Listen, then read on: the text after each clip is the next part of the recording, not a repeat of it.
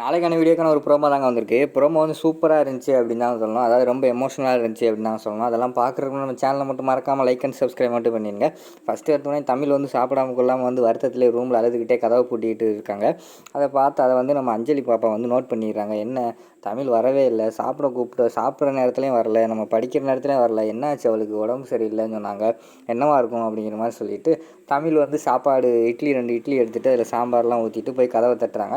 கதவை தட்டினா உள்ளே வந்து படுத்துக்கிட்டே அழுதுகிட்டே இருக்காங்க நம்ம தமிழ். அவங்க வந்து சொல்கிறாங்க, அஞ்சலி நான் நாளை காலையில் உன்னை பார்க்குறேன், இப்போ உன்னை பார்க்குற நிலைமையில் இல்லை, தயவுசெய்து போயிட்டு வா அப்படிங்கிற மாதிரி சொல்கிறாங்க. இருந்தாலும் நீ கதவை தர அப்படின்னு சொல்லிட்டு கதவை தட்டுறாங்க நம்ம அஞ்சலி பாப்பா. என்ன அஞ்சலி உனக்கு சொன்னால் புரியாதா, தயவுசெய்து அந்த இடத்த விட்டு கிளம்பு அப்படிங்கிற மாதிரி வந்து தமிழ் சொல்கிறாங்க. ஆனால் நம்ம அஞ்சலி வந்து போகிற மாதிரி தெரியல, நின்றுக்கிட்டு கதவை தட்டிக்கிட்டே இருக்காங்க. இங்கே வா ஒரு நிமிஷம் மட்டும் கதவை திறந்துட்டு நீ போயிரு அப்படிங்கிற மாதிரி வந்து அஞ்சலி சொல்கிறாங்க. சரி என்னவா இருக்கும் அப்படின்னு சொல்லிட்டு கண்ணெல்லாம் தொடச்சிட்டு போய் நம்ம தமிழ் வந்து கதவை திறந்து பார்க்காங்க. கையில் வந்து 2 இட்லி ஒரு சாம்பாரெல்லாம் ஊற்றிட்டு அப்படியே பாவமாக நிற்கிற மாதிரி நின்றுக்கிட்டு இருக்காங்க. அதை பார்த்தவொடனே நமக்கே ரொம்ப எமோஷனல் ஆகிடுச்சுங்க. அதை பார்த்தவொடனே ஓங்கி ஒரு அழுகையை போட்டுட்டு அந்த இடத்த விட்டு போய் ஒரு சோஃபாவில் உட்காந்துக்கிறாங்க நம்ம தமிழ். பின்னாடியே வந்து நம்ம அஞ்சலி பாப்பாவும் போகிறாங்க.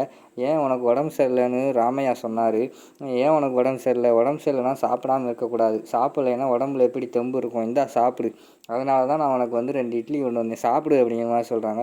இல்லை தமிழ் எனக்கு வேண்டாம் அப்படிங்கிற மாதிரி சொல்கிறாங்க.